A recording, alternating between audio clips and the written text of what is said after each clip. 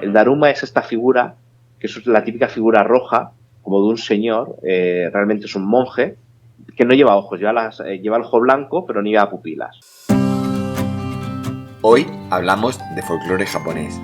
Manu Sánchez, el invitado de este nuevo capítulo, a través de su afición a la impresión 3D, ha descubierto todo un mundo de leyendas, cuentos e historias folclóricas de Japón.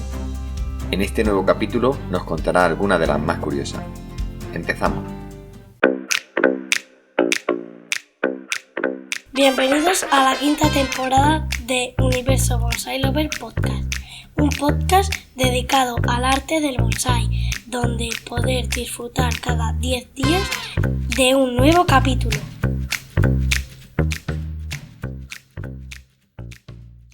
Un nuevo capítulo, además un capítulo que dejamos entre comillas de lado el bonsai y hablamos de cultura japonesa. En este caso tengo la suerte de tener en el podcast a un gran amigo, a Manu, que nos conocimos virtualmente como muchos de los que estábamos en el bonsai en aquel famoso portal y bueno, al cabo de los años hemos mantenido la amistad y ahora viene aquí al podcast a hablar no solo de bonsai. Hoy vamos a hablar de algo un poquito más místico, más tenebroso. Muy buenas, Manu, ¿qué tal? ¿Cómo estás? Pues buenas, pues muy bien. Muy contento e ilusionado de hablar de estos temas porque son muy divertidos, mucha gente los desconoce y ya verán que nos lo vamos a pasar muy bien. Y estoy seguro que cuando la gente empiece a escuchar de estos temas, de los yokais, las máscaras japonesas, les va a encantar y se van a introducir en el mundo, estoy seguro. Sí, segurísimo, porque es un mundo súper apasionante. A través de una publicación que vi hace tiempo de David, me compré un libro de leyenda, mito y leyenda japonesa y te vas metiendo en este mundito y está muy bien, está muy llamativo, muy curioso y bueno, tengo la suerte de que tú hoy nos va a hablar, pero antes de todo, ya sabes, siempre que se viene al podcast por primera vez, necesito preguntarte, ¿qué es para ti el bonsai? Pues el bonsai para mí es un estilo de vida, ¿no? Parte de vida. Parte de vida. Conmigo, yo ahora voy a cumplir 40, empecé con el bonsai con 18 y me ha acompañado desde entonces. Y es una manera de ver el mundo, una filosofía, un acompañamiento, muchas maneras de verlo, ¿no? Uh-huh. Pero no sé, como resumen diría que es como una filosofía en la que ves que algo que cuidas cada día te da los frutos al final, con el tiempo, ¿no? Y que además nunca se acaba, es un camino sin fin, ¿no? Tienes un objetivo al que posiblemente nunca llegues, pero lo tienes ahí, lo cuidas, lo mantienes y, bueno, se podría decir que es una filosofía de vida, como resumen. ¿Y cómo empezaste? Nos has dicho que hace ya algunos añitos. ¿Cómo empezaste tú en el mundo del bonsai? Pues mira, yo con 18 me acuerdo que fue mi cumpleaños, me dieron algún dinerillo y me fui al Corte Inglés. Y dije, a ver en qué me lo gasto. Y ostras, aquello que fui a la planta, me acuerdo que era la Sexta en aquel entonces, y habían bonsáis, y ostras, lo típico, un ficus de aquellos, ¿no? De 30 euros, y dices, hostia, me lo voy a comprar y me lo pongo en la habitación, ¿no? Uh-huh. Y eso hice, me lo puse en la habitación y de golpe digo, hostia, ¿y esto cómo se cuida? Buscas por internet y acabas en el portal, ¿no? Que nos conocimos, uh-huh. y a partir de ahí te empieza a entrar el gusanillo, porque tú te pensabas que esto era un árbol de especie bonsai y luego te das cuenta que hay otras especies y quieres probar una, quieres probar la otra, luego ya te hacen sacarlo de la habitación y ponerlo en el balcón, pero era el sitio, ¿no? Y poco a poco te va picando el gusanillo. Con 21 años creo que conocí a Josep Berch, que falleció hace muchos años, por desgracia. Fue un profesor increíble, estuve 3 o 4 años con él en su escuela. Era una escuela muy adelantada para la época, estamos hablando que hace 20 años, y él ya importaba de Japón, tenía un nivel muy alto. La escuela era preciosa, cultivaba como se tenía que hacer con su akadama, cosa que en aquel entonces pues mucha gente aún no sabía ni qué era la akadama, o te decían que eras un purista del bonsai, ¿no? Uh-huh. Entonces él te enseñaba las cosas como se tenían que hacer y aprendí mucho con él, muchísimo. Y ahí me metí muy de lleno en el bonsai. Luego, cuando falleció, tomó las riendas de la escuela Gabriel Romero, y seguí con él unos años también. Y en aquel entonces me hice socio del Bonsai Club de San Vicente del Sor. Allí conocí a 2 grandes del bonsai también, que son Daniel de la Rubia y David Ruiz, uh-huh. 2 monstruos, y con ellos seguí aprendiendo más. Y bueno, y a partir de ahí, pues los típicos que empiezas a viajar un poquito por España, conoces a Luis Vila, conoces a David Benavente, te mueves, vas haciendo cursitos con Invernici, con uno, con otro, y tuve una época muy intensa de bonsai. Fueron 10-15 años muy intensos, en los cuales al final acabé, como todos, con entre bonsáis, plantones y tal, con 100 y pico árboles. Y nada, hasta que me mudé con mi mujer, que esto también suele pasar, nos compramos un pisito en el cual no había ni balcón, y también en aquel entonces debo reconocer que me apetecía hacer un parón, porque tenía mucho árbol, mucho que no valía para nada, alguno que sí, y quería hacer borrón y cuenta nueva, ¿no? Entonces en aquel momento me los vendí todos, cuando digo todos es todos, me los vendí todos, hice un paroncito. Y ahora ya con los años, pues ahora ya vivo en una casita, y ahora ya tengo 5 arbolitos, de un tamaño que me da el tiempo y la vida como para cuidarlos. Son árboles pequeñitos, entre 20 y 30 centímetros. Tengo solo 5 árboles, no quiero más. Y los disfruto y el tiempo me da para ellos. Y antes estaba desbordado, antes se había convertido ya en una esclavitud, ¿no? Además, ya veo el bonsai con otros ojos. Tengo que reconocer que me dio mucha alegría volver a verte en V hace un par de años, que nos reencontramos después de eso, porque tú lo has explicado muy bien. Hiciste un parón y fue un parón total, Sí. No querías saber, vendiste los árboles muy rápido además, porque los vendiste a muy buen precio.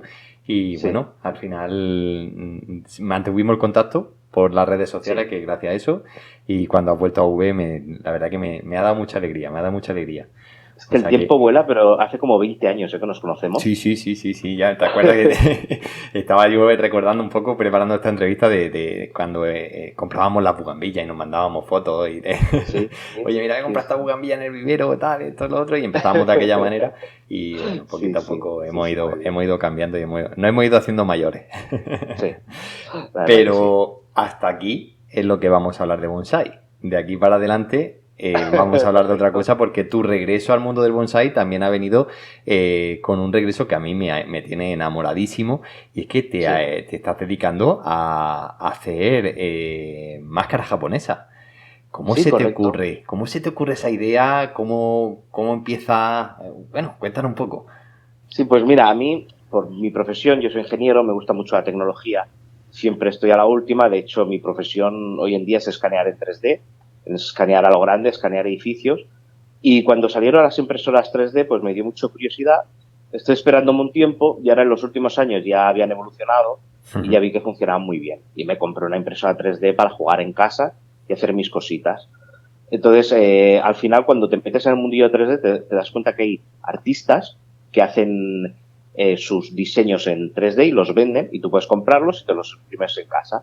Entonces descubrí que habían un par de artistas que hacían pues artículos tradicionales japoneses. O sea, ostras, qué interesante, me los puedo imprimir y me los puedo hacer yo.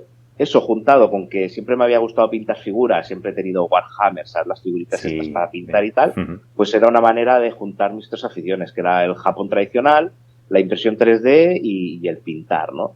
Y eso desde hace un añito, pues estoy imprimiéndome cositas que veo que me gustan, máscaras y también figuras japonesas, y me las imprimo, me las pinto y paso el rato con esto, y la verdad es que me gusta mucho porque al contrario que el bonsai, un bonsai es muy dependiente, ¿no? Pero una figura, si no puedes pintarla, no pasa nada. Si pasan 6 meses, que va a seguir igual. No se muere ni se le engordan los brazos por no pintarla. Entonces, a través de aquí, pues fue cuando me fui metiendo en el mundillo. Yo también empecé, como muchos que conocen las máscaras típicas, la Hania, ¿no? La del demonio. Y a partir de aquí te vas metiendo en el mundillo, vas conociendo otras cositas y ves que es un mundo apasionante, que es un mundo muy amplio, y también te ayuda a conocer la cultura japonesa y dónde vienen sus costumbres y su manera de ser a través del folclore, ¿no? Del teatro, de las máscaras y de los yokai, que son los demonios, ¿no? Y además está ahora haciendo eso, un montón de figuras de yokai, de demonios. Ahora entraremos un poquito a hablar de eso, porque empezaste imprimiéndola, pero es que ya estás, como bien has dicho, imprimiendo, pintando y haciendo de todo. Sí, correcto.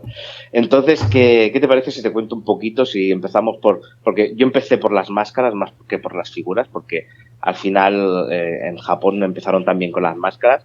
Si quieres te explico un poco de dónde viene todo el tema del teatro y te explico las más famosillas para que la gente sepa de dónde vienen y sepa qué significa cada una. Vale, porque nos va a hablar del teatro no, ¿no? Entiendo Correcto. que nos va a hacer una pequeña introducción de lo que es el teatro no, y para los Sí. oyentes, sobre todo los que hayan escuchado los capítulos que grabamos de la historia del bonsai, ahí hicimos una primera referencia a lo que al teatro no y a esa famosa historia del samurái que quemaba, ese samurái venido a menos que quemaba su último bonsai para dar calor al que luego resultó ser el emperador, ¿no? Entonces cuéntanos un poquito sobre el teatro no y sobre las máscaras tradicionales, por favor. Sí, pues el teatro no es un teatro que nace en el siglo XIV, ¿no? Y es un teatro, como todos los japoneses, es un teatro muy minimalista, muy de reflexión, muy tranquilo, muy apaciguado. Y algo que también que es importante es que en el teatro no al principio, al ser también algo medio religioso, está prohibido a las mujeres acceder a él. Está prohibido que hubieran actrices, ¿no? Y esto es muy importante porque significa que todos los papeles de mujer debían ser representados por hombres. Y entonces aquí empezaron a utilizar máscaras. Porque claro, si un hombre tenía que representar a una mujer, necesitaba una máscara. Entonces en el mundo del teatro no, algo de lo más representativo son la cantidad de máscaras de mujeres que hay para representar las diferentes edades. Porque hay máscaras de mujeres jóvenes, de mujeres de media edad, de mujeres maduras, de mujeres mayores. Entonces, hay máscaras de mujeres de todo tipo para cuando hay que representarlas, ¿no? Y Qué hablando curioso. de mujeres, es importante hacer mención a la máscara más famosa del Japón y quizá del mundo, son las hanias, ¿no? Esta máscara del demonio que mucha gente lleva tatuada, que todos tenemos en la cabeza, la típica máscara de demonio japonés, ¿no? Y lo que mucha gente no sabe es que esta máscara representa a una mujer. Es una mujer que ha sufrido. Porque una temática muy, muy común en el teatro no era representar historias en las que el hombre o el samurái se iba a la guerra y la mujer se quedaba sola, ¿no? Y el hombre o cometió una infidelidad o la mujer se imaginaba que la cometía. Y esto le comía por dentro, ¿no? Y la iba endemoniando hasta que al final esos celos la convertían en un demonio. Y este demonio es la hania. Mucha gente se piensa que era un demonio tatuado cuando realmente lo que ya es una mujer celosa. Esto se me ha venido a la cabeza eso, ¿no? De cuando empezó la moda de tatuarse la letra china y sale esos memes, ¿no? De la gente que lee, los chinos que saben leer en bien y te dicen, madre mía, si sabes que se ha tatuado tomate, por ejemplo, ¿no? Y a lo mejor tú te piensas que has puesto ahí una frase súper inspiradora. Pues qué curioso, porque yo no sabía que ese demonio que tú dices, que se suele ver, el típico demonio japonés, es la imagen de una mujer pues venida a la desgracia, ¿no? Qué curioso. Oye, y estamos muy acostumbrados a escuchar, por ejemplo, el oni, un oni. ¿Qué son los oni? Porque creo que es otra de las típicas máscaras, ¿verdad? Sí, el oni sí que es como si fuera el típico, no sería un demonio, sería más bien un ogro. O sea, el oni también tiene la cara roja, también tiene dientes de colmillos, pero tiene una cara más ancha, tiene la cara ya más cuadrada. Igual que la hania es una cara más delgada, más triangular, el oni es más como un ogro, ¿vale? Es el típico que muchos, los que hemos visto anime de pequeños en la televisión, el típico que se representaba rojo, con un taparrabos de tigre, medio desnudo, con una maza, ¿vale? Y entonces los oni son estos ogros tontorrones que, bueno, tienen mala leche, pero no tienen por qué ser malos, ¿no? Entonces te lo podías encontrar por el bosque y según le explicaba, a lo mejor te encontrabas un oni que estaba cabreado o tenía hambre y te quería pescar, ¿no? Pero generalmente no tenía por qué ser malo tampoco. O a veces los granjeros los engañaban y los utilizaban pues para las labores, ¿vale? Al final es eso, el ogro tontorrón, ¿no? Qué curioso. Y perdona, no quiero que se me quede en el tintero, te voy a explicar algo de la hania que es muy interesante, ¿vale? Que a mí es una de las cosas que más me gustan de ellas y por qué me atrapan tanto. En el teatro japonés, como hemos dicho, llevan máscaras, pero eso no significa que no puedan emular emociones. Las máscaras japonesas están hechas tradicionalmente de madera.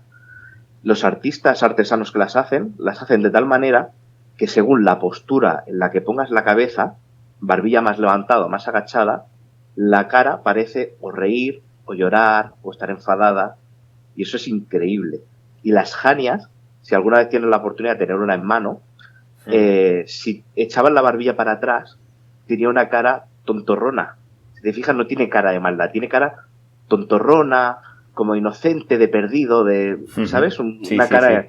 Y sin embargo, cuando agachaban el mentón, se convertía en una mirada siniestra. Esta vez sí, de maldad, ¿no? Entonces fíjate cómo en el teatro, según la postura de la cabeza, podían también interpretar emociones.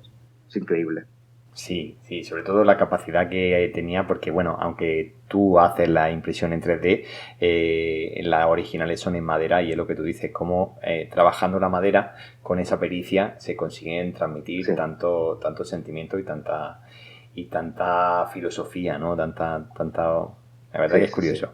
Bueno, y cuéntanos un poquito más, ya me has dejado con curiosidad, ¿qué más personajes nos podemos encontrar en el mundo del teatro? Pues mira, como te decía, hay muchas maneras de representar a las mujeres, ¿no?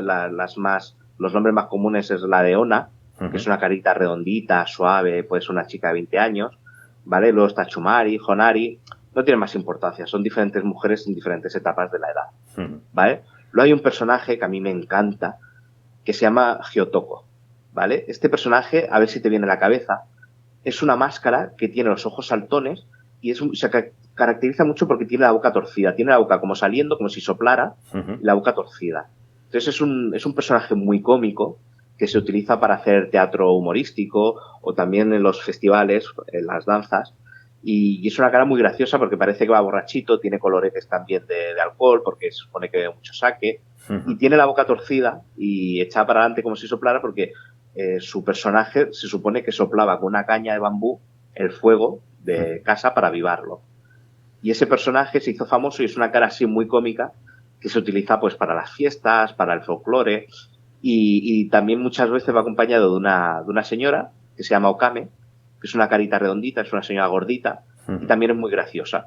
Entonces, entre el que va borrachito y la señora gordita, pues claro, hacen sus bailes, parece que van borrachitos y es una forma de animar las fiestas y el folclore o hacer teatro de humor. Sí, un poco más humorístico. Sí, son unos personajes muy graciosos que es para verlos. A mí me encantan, Qué bien. ¿Y qué más personajes? Sí, luego hay formas de representar también animales. Está el típico que se llama Saru, que es el mono, es una carita de mono, que suele hacer los papeles traviesos. Luego está el Kitsune, que el Kitsune, aparte de la máscara, es un personaje muy importante dentro del folclore japonés. El Kitsune es el zorro. Es el zorro, muchas veces se conoce el zorro de 7 colas, porque al final el Kitsune es un zorro muy inteligente, cambia formas, que suele engañar al humano, ¿sabes? Suele ser un poquito travieso, pero suele engañar a veces también con malas intenciones, ¿vale? Correcto. Y entonces, cuanto más viejo es el zorro, más colas tiene y más sabio es. Y el máximo se dice que puedes llegar a ver a algún zorro de 9 colas, ¿vale? De hecho, hay multitud de leyendas relacionadas con los kitsune, con los zorros. Sí, correcto. También se dice una de las diosas ancestrales del Japón es Inari, ¿vale? Pues también se decían que los kitsune eran mensajeros de Inari, que la función era contentarla, ¿no? Y hacer de mensajeros de ella. Y esto es un personaje muy importante y sus máscaras también son muy bonitas, porque son máscaras que son simpáticas, las ves y es un zorro, es una máscara muy bonita, muy simpática y también me gusta mucho. Hablando ya de dioses, has nombrado a la diosa Inari, pero ¿qué pasa con eso, con lo que probablemente la gente hay, cuando digamos el nombre los conozca, los Tengu? ¿Qué pasa con esa figura? Pues los Tengu es un mitad dios, mitad hombre, mitad demonio, que es un personaje muy importante dentro de la mitología de Japón.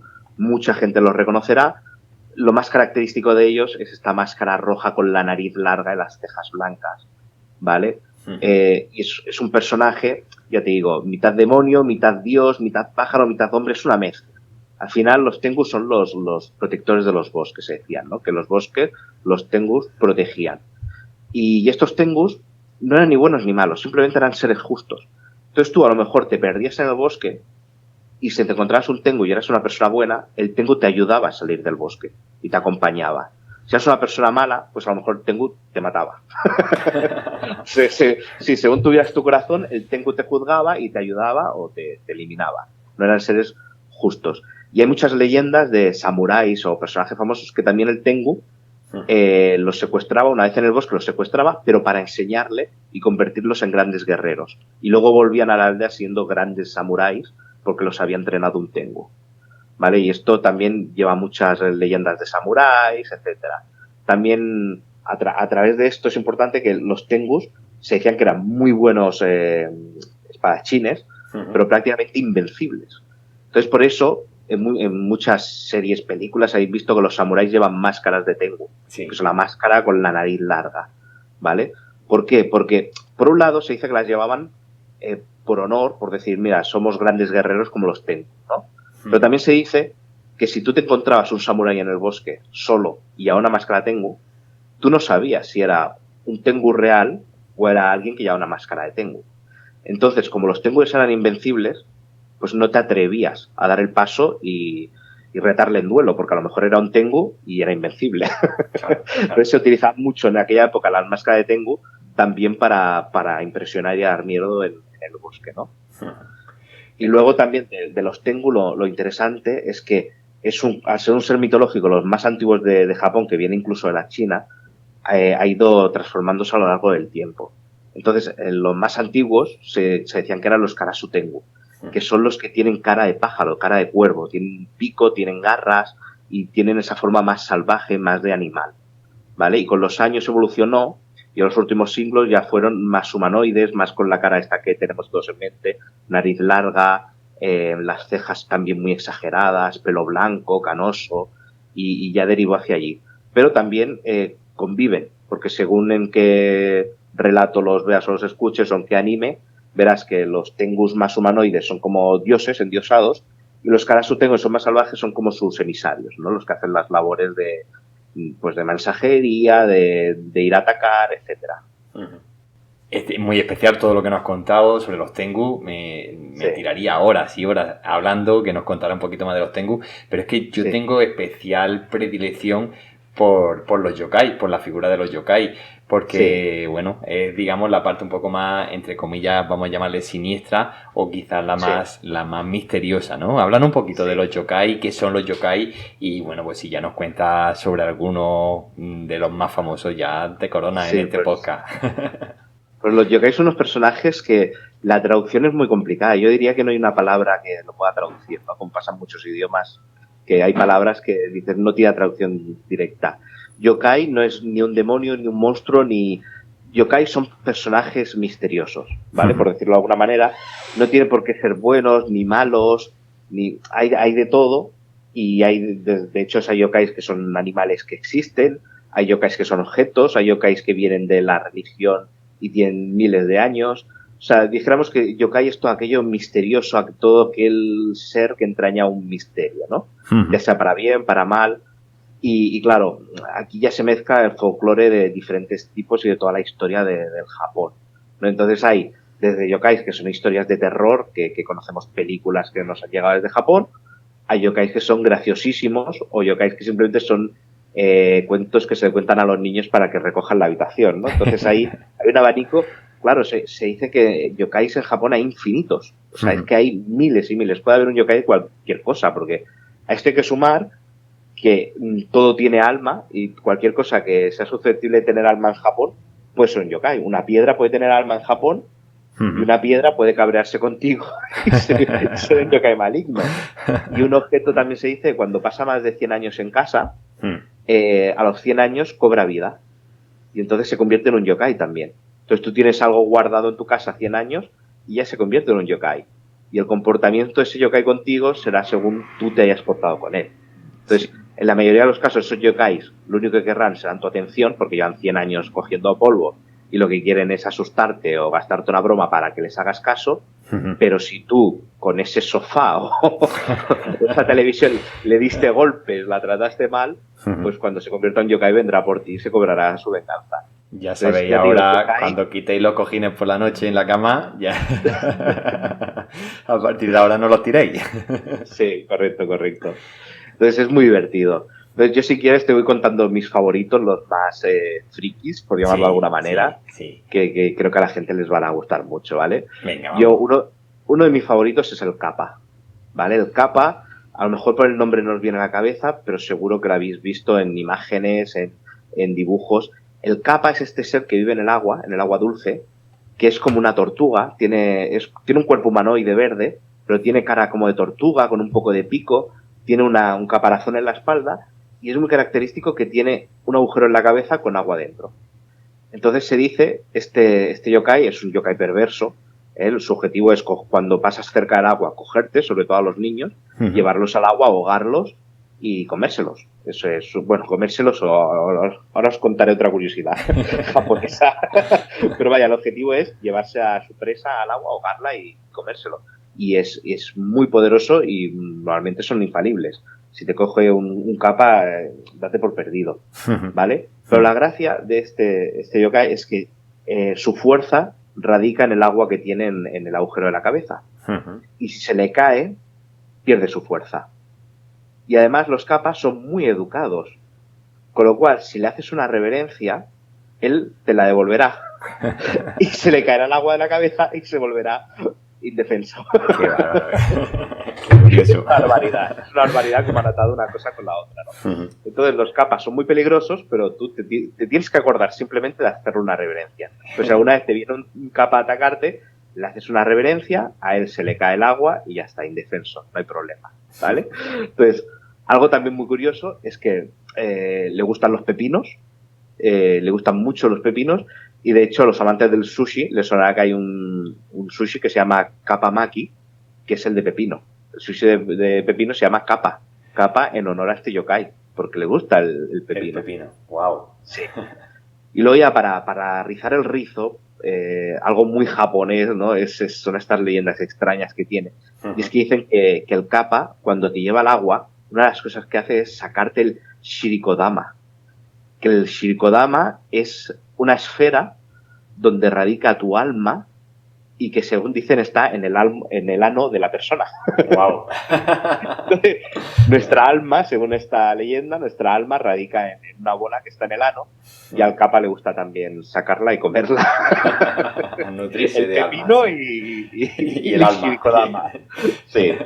Para Qué que veas. curioso, qué curioso. Pero bueno, tú simplemente acuérdate, le haces una reverencia y problema resuelto. Él mismo se elimina. Sí. Qué bien. Sí. ¿Qué más cosas? ¿Qué más criaturas yokai podemos encontrar? Sí, luego, mira, por ejemplo, algunos más graciosos, ¿vale? Uno más graciosito es el Akaname, que es un ser también verducho, medio desnudo, con una lengua muy bífida, y este lo que hace es ir a los baños sucios, a chupar la suciedad con la lengua. Wow. ¿Vale? Eso es lo que hace, no te va a matar, no te va a hacer nada malo, simplemente va a aparecer en el baño sucio, va a limpiar la sucia con la lengua porque es de lo que se alimenta, y simplemente es un yokai que da asco. Esto lo utilizan los padres para que los niños limpien el baño, ¿no? Y cuando un niño japonés no quiere limpiar el baño, dice, límpialo o vendrá el Akaname, ¿no? Entonces se dice que vendrá este ser a limpiar la suciedad con la lengua, ¿no? Y como que es una vergüenza, porque claro, las casas donde ha ido este yokai, pues bueno, qué vergüenza que estaba el baño sucio. Sí, no, es una señal de ser un poco marranete. Sí. Luego, uno de mis favoritos, simplemente por la imagen que transmite y que es muy divertido, es el Karakasa. Que el Karakasa, lo habéis visto mil veces, es el paraguas tradicional japonés, que tiene una pierna, un ojo y una lengua, ¿vale? Y tú imagínate un paraguas, pues con una pierna dando saltitos, una lengua bastante grande y un ojo mirándote, ¿vale? Entonces el Karakasa es el típico objeto que hemos dicho de cuando pasa 100 años cobra vida. Es un paraguas muy antiguo, olvidado, probablemente roto, por eso ya no se usaba. Y él lo que quiere es llamarte la atención. Es decir, estoy aquí, acuérdate de mí. Entonces lo que hace es simplemente darte un susto. Normalmente se mezcla con los otros paraguas. Entonces cuando llueve tú vas a coger un paraguas, lo coges a él sin darte cuenta, y al abrirlo él te da un susto, te chupa con su lengua y se va corriendo. Simplemente te da un sustito, ¿no? Claro. Y esto pasa lo mismo con otro objeto que también habéis visto mucho porque sale en muchas series de anime y tal, que es el Chochinobake, que es el farolillo de papel de seda que también tiene un ojo y la lengua, ¿no? Y este también pues lo que hace es asustarte y chuparte por haberlo abandonado, ¿no? Por tenerlo ahí en la esquina de casa. Pero este es muy bonito porque este se utiliza mucho en el folclore japonés cuando hacen como rúas en algunas partes de Japón más tradicionales, pues para festividades hacen rúas con los yokais y va gente disfrazada de yokai y ostras, es muy chulo verlo porque van todos disfrazados y parecen que van yokais por la calle de rúa, ¿no?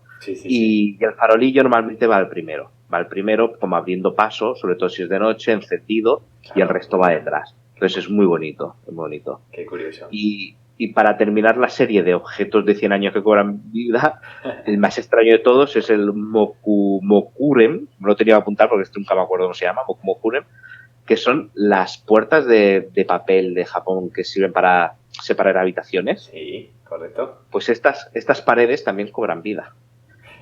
Y tú puedes estar acostado tranquilamente con tu pareja, vamos a dormir, y de golpe la pared se le abren unos ojos y te pega un susto, porque la pared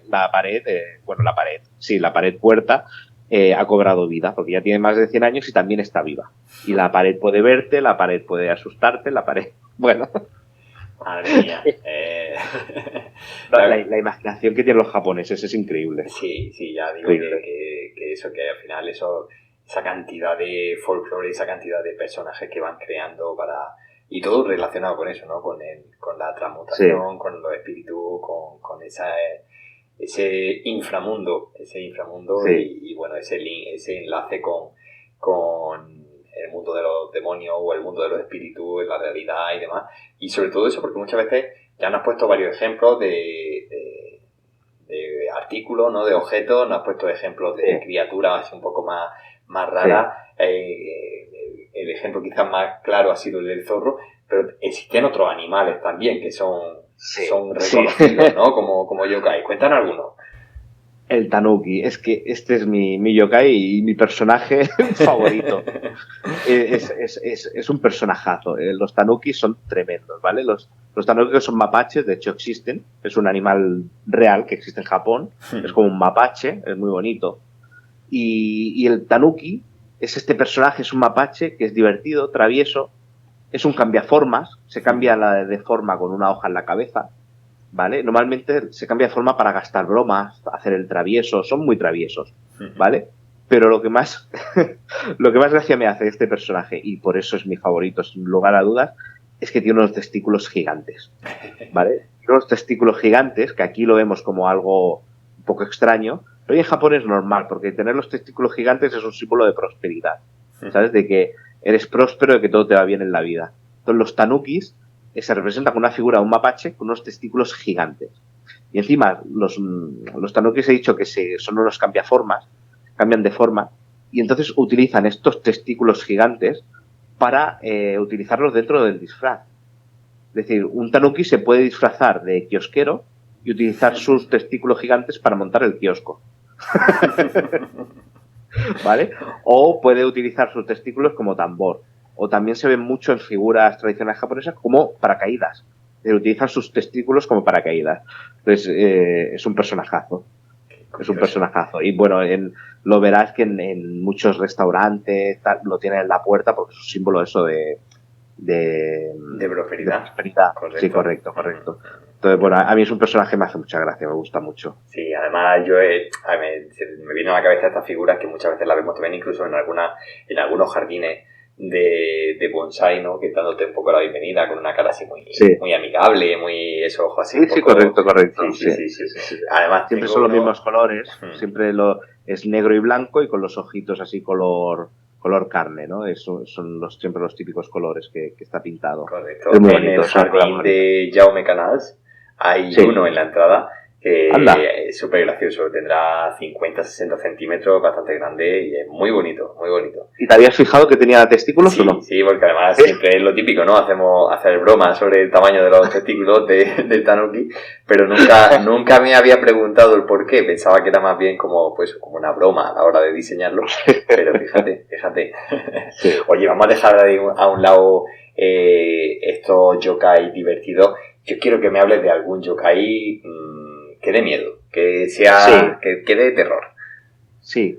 No me preguntes por qué, pero es tradición que los yokais más terroríficos en Japón son mujeres, ¿vale? Son historias de mujeres, historias normalmente tristes, historias de celos, de desdicha, y hay 3 o 4 yokais que son bastante famosos por películas que se han hecho, historias que son, pues mujeres que lo han pasado mal, ¿no?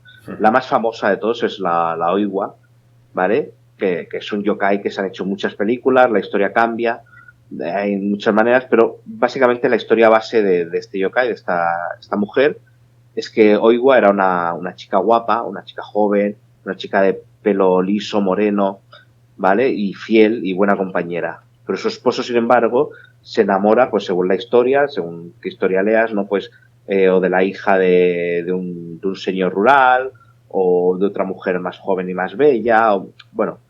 Y entonces, ¿qué pasa? Decide deshacerse de Oiwa y la envenena.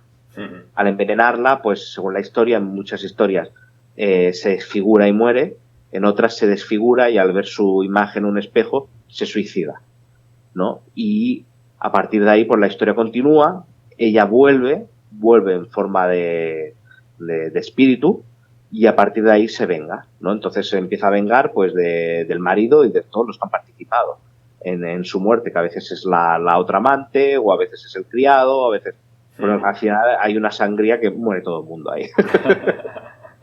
Muere todo el mundo. Y a partir de aquí pues hay muchas historias y son muy, muy interesantes. Pero vaya, esta es una de los yokai así de terror, mujer más famosita, ¿no? Luego está otra que también seguro la habéis visto, que es una yokai que tiene el cuello largo. Y esta simplemente es una yokai que no sabe que es yokai. Es una mujer que cuando duerme, igual que tienen otros, pues... ¿cómo se llama esto cuando te despiertas? Sí, insomnio, ¿no? Sonámbulo, te convierte en sonámbulo. Sonámbulo. Pues igual que algunos son sonámbulos, ella es sonámbula sin saberlo, pero lo que se mueve es su cabeza. Entonces su cuello empieza a alargarse, su cabeza se separa del cuerpo, pero el cuello sigue, y entonces es una mujer que espía lo que pasa por casa, espía la calle, sale fuera, todo la cabeza pues mirando y espiando a ver qué pasa, ¿no? Y esto en la mayoría de los casos, o de las historias, ella ni lo sabe, ella está durmiendo, pero es sonámbula y es su cabeza la que se alarga y se enrosca sobre sí misma y en ocasiones pues ataca, mata y ella ni se entera porque está durmiendo, ella es sonámbula. y también para terminar ya con las historias así de extrañas de mujeres, pues hay una que también es muy famosa que es Horogumo, que es la típica que se ve en muchas imágenes, que es una mujer araña. Una mujer con unas patas terribles, una mujer araña, ¿vale? Que lo que hace es disfrazarse de mujer atractiva, ir a la aldea, ir al pueblo, buscar un mozo que le guste, conquistarlo y llevárselo luego a su cueva, y cuando está en la cueva se convierte en araña y se lo come, ¿no? Wow. Pero diré en defensa de las mujeres que este yokai no es una mujer, realmente es una araña. Es una araña que tiene cientos de años y se ha desarrollado tanto que ha aprendido a disfrazarse de mujer para engañar a los hombres y poder comérselos. Pero nunca ha sido una mujer ni una mujer araña ni una mujer que se ha transformado en araña. No, es una araña que a través de cientos de años ha adquirido la sabiduría para convertirse en mujer y atraer a los hombres y comérselos. Aquí realmente lo que nos ponen en evidencia es a los hombres, que somos fáciles de engañar. No tenemos muchas luces. Bueno, vamos a dejar a las mujeres de lado porque al final vamos a salir más parados los hombres. Y hemos hablado de animales, incluso de hombres. ¿Qué pasa con los niños? ¿Hay yokai de niños? Pues, mira, hay cosas que no se entienden muy bien del folclore japonés, pero es, por ejemplo, el tofukozo. El tofukozo es un yokai que simplemente es un niño que va vestido con su kimono tradicional y un plato de tofu. Y ese niño aparece en silencio, te mira, te sigue, va con su plato de tofu y ya está. Simplemente, o sea, este yokai simplemente hace esto. Entonces, es el terror de no saber por qué ocurre. Es un terror japonés clásico el terror de lo extraño. No hace nada, no te mata, no, simplemente aparece con su plato de tofu, te sigue, te mira, callado, y claro, es el no saber qué está ocurriendo lo que te da terror. El no saber por qué ese niño está ahí con un plato de tofu y te mira y te sigue, ¿no? En algunas versiones sí que se dice que si comes del tofu del plato que te ofrece, pues luego te mueres porque está envenenado, pero bueno, eso son algunas versiones. Pero vaya, la gracia de este yokai es que simplemente es un niño con tofu y el hecho de no saber por qué está ahí es lo que te produce terror. Es curioso, es muy curioso y además es lo que tú has dicho, es quizá el resumen perfecto del terror japonés, ¿no? Un terror así un poco rebuscado, un terror así un poco fuera de lo normal. Lo de que te comas el tofu y esté envenenado creo que es más un aditivo occidental que el verdadero origen del yokai, de este yokai. Oye, Manu, dejando de lado los yokai, dejando de lado un poco los personajes del teatro, ¿no? ¿Qué otras máscaras japonesas o qué otros personajes nos podemos encontrar en la mitología japonesa, en la cultura japonesa, que tú nos quieras presentar así un poco por encima? Sí, bueno, no me quiero alargar mucho, simplemente os voy a contar un par que me parecen interesantes. Y yo creo que ya si queréis profundizar lo dejamos para más adelante. Sí, vale, perfecto. Me parece estupendo. Sí, simplemente como historias bonitas, que bueno, hay un par no de personajes, sino de objetos de tradicionales japoneses que me parecen muy curiosos. Uno es el Daruma, el clásico Daruma. Yo hasta que no me metí a hacer uno, no supe para qué era, lo había visto 1000 veces. El Daruma es esta figura, que es la típica figura roja, como de un señor, realmente es un monje, que no lleva ojos, lleva el ojo blanco, pero no lleva pupilas, ¿no? Y se ve en muchas casas, la gente lo compra porque da suerte, está en muchos sitios, porque es una figura clásica japonesa muy, muy normal, pero yo no sabía que lo curioso de esta figura radicaba en sus pupilas. Y es que tú adquieres un Daruma y lo dejas en casa. Y el día que tienes un propósito, dices, ostras, pues voy a bajar de peso o voy a sacarme el carnet de conducir, ¿vale? Pues ese día le pintas una de las dos pupilas. Y cuando consigas tu objetivo, le pintas la segunda pupila. Entonces tú, cuando ves un Daruma en casa de alguien que tiene una pupila pintada, significa que esa persona está en un proceso de conseguir un objetivo. ¿Qué te parece? Súper interesante. Además, los conozco. No he tenido todavía el placer de pintar ninguna pupila porque me genera mucho respeto. El hecho de tener solo un ojo abierto, ¿no? O mirándote con un ojo. Sí, ¿verdad? Sí. Genera Yo creo que impone tener esa figura ahí con un ojo, una pupila solo mirándote, como que te fuerza a cumplir tu objetivo, ¿no? Yo creo que psicológicamente fuerza.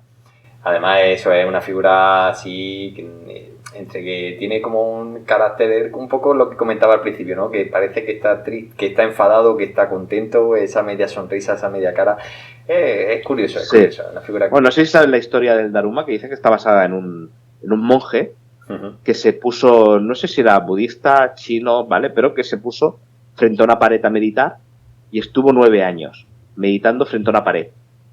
Y durante esos 9 años no se movió, las extremidades se le pudrieron de no usarlas, por eso el Daruma no tiene brazos ni piernas, porque ese monje estuvo 9 años sin utilizarlos, se le cayeron, dicen que incluso se arrancó las pestañas de los ojos las pestañas, no, los párpados, para no cerrarlos, y de ahí viene la figura, una figura con los ojos abiertos sin extremidades.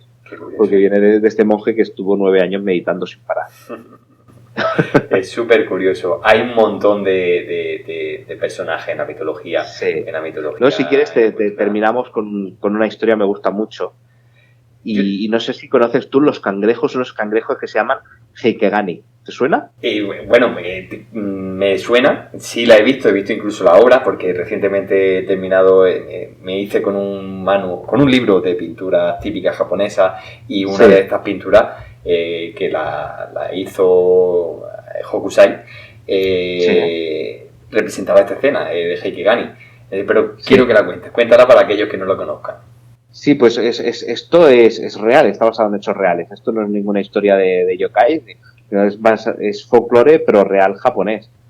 Y es que en el siglo XII hubo una batalla real, ¿vale? Naval, en la que hubo un clan que se llamaban los Heike, y este clan perdió la batalla en el mar. Perdieron, entonces la mayoría de los cuerpos que murieron pues fueron a parar al fondo del mar, y los pocos que sobrevivieron dijeron que incluso las mujeres y los niños que iban en esos barcos, pues iban todos los clanes allí, se suicidaron por ya sabes, la deshonra japonesa, ¿no? Entonces, como habían perdido la batalla, se suicidaron. Entonces se dice que toda esa zona del mar quedó cubierta de cadáveres de este clan.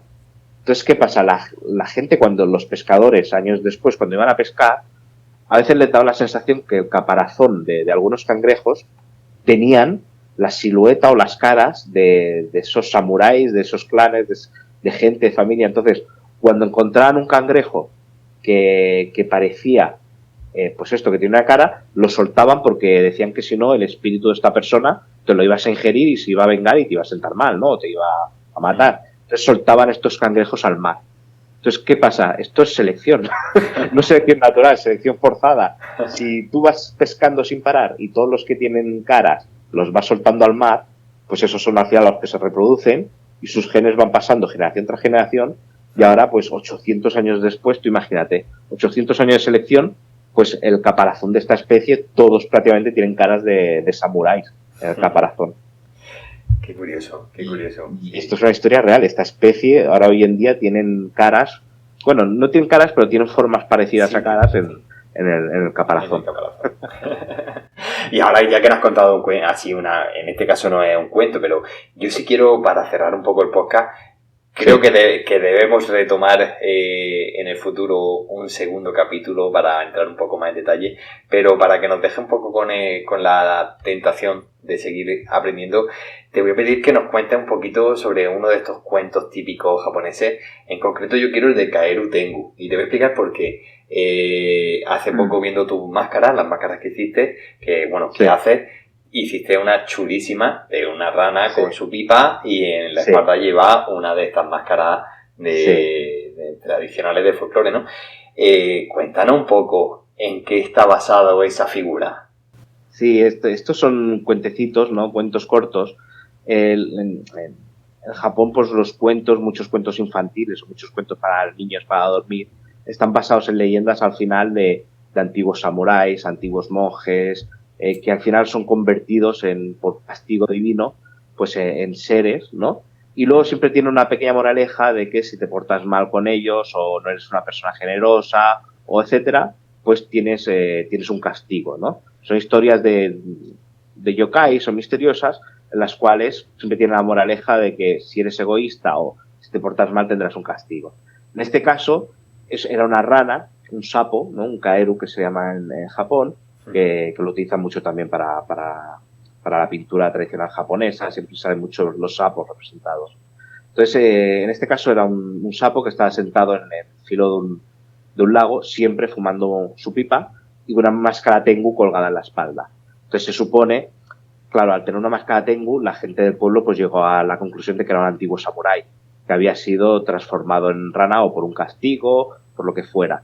¿Pero por qué? Porque ya, como os he comentado antes, los tengu, la máscara tengu la usaban los samuráis. Entonces, pues si ves una rana que ya su máscara arrastrando, siempre colgada a la espalda, pues por eso se suponía que era un antiguo samurái, ¿no? Y esta rana pues siempre estaba por las noches en un lago fumando su pipa tranquilamente, y se dice que cuando un niño perdido se la encontraba, pues las formas del humo de la pipa le guiaban a la salida del bosque y le ayudaban a salir, ¿no? Y la historia cuenta pues que una vez un niño travieso, malo, se escapó y fue a perderse en el bosque caso hecho para encontrar la rana, porque él quería encontrar este sapo que fumaba en pipa, ¿no? Y al final lo encontró y bueno, el sapo sabía que ese niño se había perdido adrede, que lo estaba buscando, y la historia cuenta que desde aquel momento ahora hay 2 sapos fumando pipa en la orilla del río. Qué curioso, qué curioso. Sí. Al final todas las historias son de este tipo, ¿no? Una moraleja para que los niños no se porten mal, limpien el baño, recojan los juguetes. Y no se pierdan en el bosque. Exacto. Manu, pues me encantaría tirarme muchísimo más hablando de horas y horas sobre la mitología japonesa, sobre todo todos estos personajes. Creo que lo vamos a dejar para otro capítulo porque se lo merece y solo me queda darte las gracias porque creo que hoy has despertado la curiosidad de mucha gente y de muchos aficionados al bonsai que se va a seguir adentrando en este mundillo.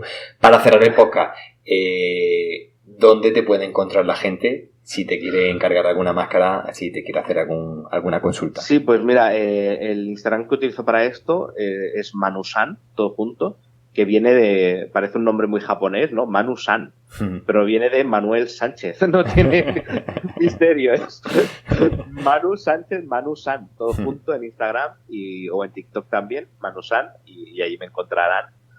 con una máscara Hania de logotipo y nada, allí verán pues las cositas que hago y las historias que voy contando a veces, como esta del sapo que acabo de contar, pues voy contando historias así para hacer un poco más divertido, porque al final pintar figuras y enseñarlas pues no tiene ningún misterio. Pues si le das un poquito de vida con algún cuento, pues se hace más interesante. Muchísimas gracias y te espero con los brazos abiertos para un siguiente capítulo. Un abrazo, Manu. Muchas gracias. Hasta la próxima. Y hasta aquí el capítulo de hoy. Si te ha gustado, no olvides darle al like, suscribirte y compartirlo para que este universo siga creciendo. Y si no lo has hecho todavía, apúntate a la newsletter Cribando a Kadama y así hacer bonsai en cualquier parte.